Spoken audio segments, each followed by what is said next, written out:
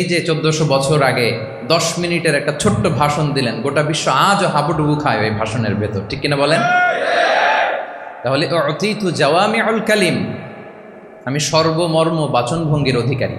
সুবহানাল্লাহ, very precise and clear. কতটা precise and clear ছিল রাসূল সাল্লাল্লাহু আলাইহি ওয়াসাল্লামের বক্তব্য? আম্মাজান আয়েশা রাদিয়াল্লাহু তাআলা আনহা বলেন, লাউ আদ্দাহুল আদ্দু লা আহসাহু, তিনি যখন বক্তব্য করতেন, কেউ যদি চাইতো যে দেখি কয়টা শব্দ বললেন বক্তব্যে, কয়টা বাক্য বললেন, চাইলে মুহূর্তে গুনে ফেলা যেত সেটা। এত প্রেসাইজ এন্ড ক্লিয়ার বক্তব্য ছিল যে তিনি কয়টা বাক্য ব্যবহার করেছেন, কয়টা শব্দ ইউজ করেছেন এই বক্তব্যে, চাইলে যে কেউ গুনে ফেলতে পারত। এবং তিনি খুবই শুদ্ধ আরবিতে কথা বলতেন, আফসাহুল লিসান ছিলেন।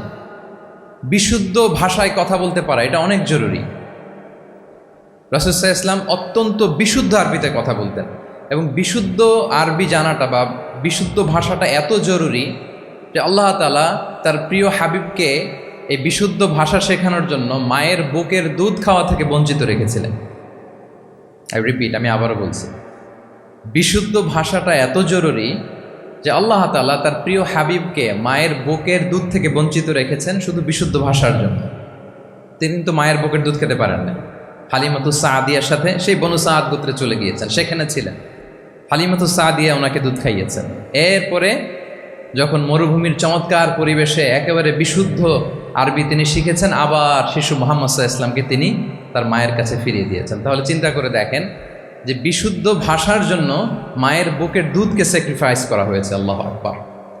তাহলে আম্মাজান আয়েশা রাদিয়াল্লাহু তাআলা আনহা বলতেন, লাউ আদ্দাহুল আদ্দু লা আহসাহু, চাইলে যে কেউ গুনতে পারতো যে তিনি প্রিয় নবীজি কয়টা বাক্য বললেন, কয়টা শব্দ। এত প্রিসাইজ এন্ড ক্লিয়ার ছিল।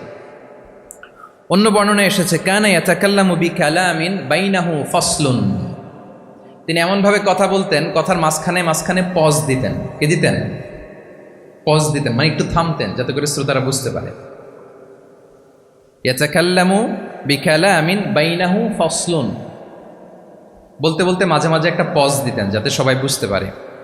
ইয়াহফাযুহু মান জালাসা ইলাই, আশেপাশে যারা বসতো তারা সহজে এটা মুখস্থ করে ফেলতে পারত। পজ দিয়ে দিয়ে থেমে থেমে এত চমৎকার করে ওনার প্রেজেন্টেশন ছিল, বক্তব্য মালাগুলো ছিল, ফলে যারা